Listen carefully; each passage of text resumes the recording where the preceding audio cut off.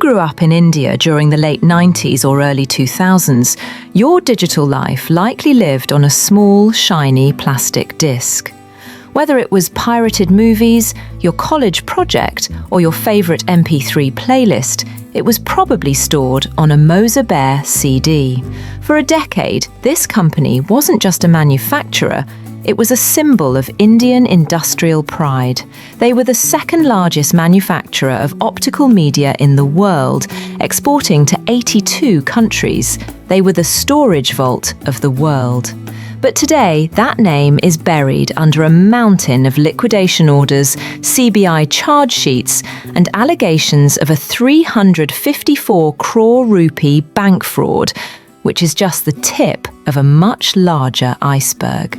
Hello and welcome back to India Business Insights, the channel where we decode the complex stories behind the Indian economy, corporate giants, and the financial markets. I'm your host, and today we are looking into a story that has everything: massive international funding, a disastrous pivot to solar energy, and deep political connections. How did a company that raised hundreds of millions of dollars from top-tier international funds like Warburg Pincus end up with nothing? And most importantly, what role did the deep political connections of the Puri family, specifically their link to Congress heavyweight Kamal Nath, play in keeping the loans flowing long after the business had died? Make sure you stay with me till the very end of this video.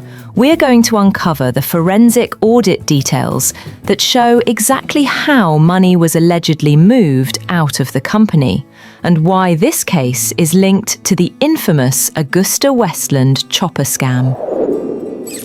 The meteoric rise. To understand the fall, we have to respect the rise. Moser Baer was founded in 1983 by Deepak Puri. Initially, they made time recorders, boring industrial stuff. But in the late 90s, Puri saw the future. He realized the world was moving from magnetic floppy disks to optical storage. He took a massive gamble. He set up world-class facilities in Greater Noida, and it worked. Between 2000 and 2004, Moser Baer was unstoppable. Their revenue skyrocketed from 154 crore rupees to over 1,500 crore rupees. Profits jumped eightfold. They were the Intel of India in terms of hardware ambition. They commanded a 17% global market share. This is crucial to understand. Moser Baer wasn't a fly-by-night operator. It was the darling of Wall Street and Dalal Street. Investors believed the India manufacturing story was finally here. But while the factories hummed, a silent killer was approaching from the west. The technology trap and the international bailout. By 2005, the cracks appeared. The world was shifting again. First came the iPod and MP3 players. Then came the USB flash drive, and finally, the cloud.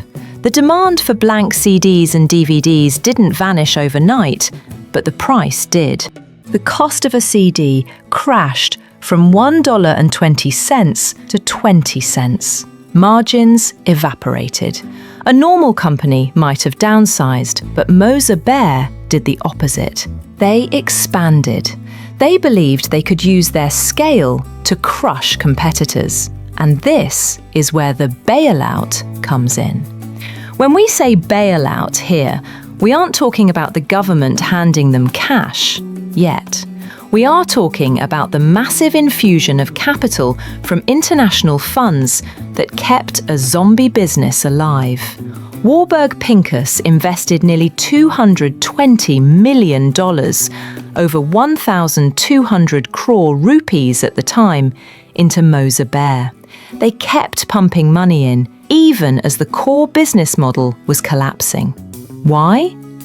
It's a mystery that baffled market analysts. For years, these international funds acted as a buffer, absorbing losses and allowing the Puri family to maintain control and a lavish lifestyle, despite the company bleeding cash. By the time Warburg Pincus finally exited in 2012, they sold their stake for a humiliating loss, recovering just about $11 million of their $220 million investment. It was a 95% haircut. But that money had served a purpose. It allowed Moser Baer to borrow even more money from Indian banks, leveraging the confidence of international investors. We are about to get into the controversial solar pivot and the high-profile political connections that shielded this company. But before we do, if you are finding value in this deep dive, please take a second to hit that like button. And if you haven't already, subscribe to India Business Insights and ring the bell icon. We put a lot of hours into researching these scripts, and your support helps the algorithm push this content to more people who care about the Indian economy. The solar pivot, a billion-dollar gamble. Realizing that CDs were dying, Deepak Puri and his son Ratul Puri, who was now running the show, needed a new story to tell investors. They found it in solar energy. On paper, it made sense. Moser Baer knew how to coat thin films on glass. That's how you make a DVD. That's also how you make a solar panel. In 2005 to 2007, they launched Moser Baer Solar. They raised another fortune, $150 million in foreign currency convertible bonds, FCCBs. They promised to build the world's largest thin-film solar factory, but their timing was catastrophic. Simultaneously, China entered the game. The Chinese government heavily subsidized their solar manufacturers. They dumped panels into the market at prices Moser Baer couldn't even match in raw materials. The political connection. Now, we must address the elephant in the room. How does a company with a dying product and a failed pivot continue to get loans from public sector banks for nearly a decade? Deepak Puri is married to Nita Puri. Nita Puri is the sister of Kamal Nath, one of the most powerful politicians in India, a former union minister and ex-chief minister of Madhya Pradesh. Ratul Puri, the executive director of Moser Baer, is Kamal Nath's nephew. For years, rumours circulated in Delhi's power corridors. Critics alleged that this political shield protected Moser Baer, while other companies would have been dragged to bankruptcy courts much earlier. Moser Baer went through multiple rounds of corporate debt restructuring, CDR.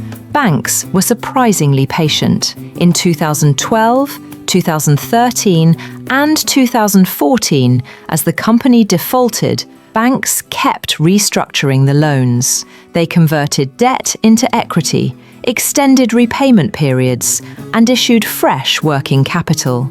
It wasn't until the regime change in Delhi and the introduction of the new bankruptcy code, IBC, that the shield began to crack. The allegations exploded in 2019. The CBI booked Ratul Puri, Deepak Puri, and Nita Puri for cheating the Central Bank of India of 354 crore rupees. But that number is misleadingly small. The total dues of the group to various lenders were estimated to be over 4,000 crore rupees. The scam, siphoning the wealth. The CBI and the Enforcement Directorate, ED, didn't just claim business failure, they claimed fraud. A forensic audit revealed startling details. The banks alleged that the primary security, the stock of finished goods, was dishonestly removed. Essentially, inventory that was supposed to be the bank's collateral mysteriously vanished. The narrative painted by the agencies was clear. The business was failing, yes, but while it failed, the promoters allegedly enriched themselves using the international funding and bank loans as a personal piggy bank, confident that their political lineage would protect them from consequences. Ratul Puri spent months in custody.